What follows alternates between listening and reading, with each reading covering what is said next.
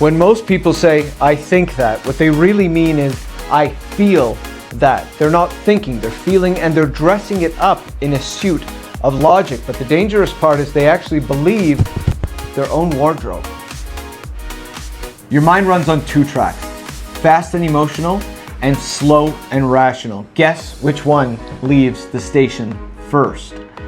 Neuroscience teaches us that feelings fire even milliseconds before conscious thought can occur.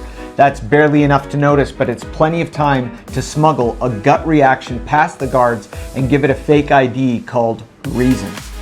That's why I think so often actually just means I feel. The feeling makes the move. The thinking simply provides the cover, it provides the alibi. So evolution has wired us this way. Emotion really kept our ancestors alive when predators didn't want to wait for a debate. But in public life, in politics, and in relationships, that same reflex can cost you far more than just your safety.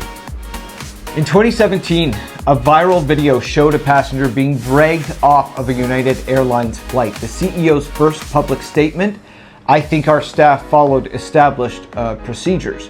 What he felt was anger and defensiveness, his company's authority being challenged. But because he didn't separate that from his thinking, he ended up doubling down, and public outrage ended up tripling overnight.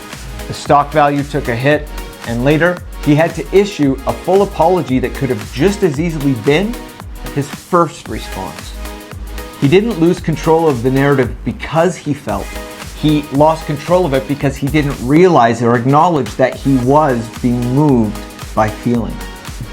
So how do you apply this? Well, when you catch yourself saying, I think, pause, ask, do I actually feel or do I really think? If the answer is that you feel, then name it privately before you speak. That split-second awareness buys you control, and control buys you time, which in turn affords you power.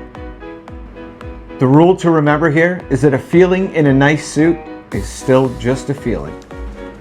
The world is full of people who feel that they think, but the ones who know the difference, they're the ones that you're never going to find blindsided and always asserting and taking greater control over their lives.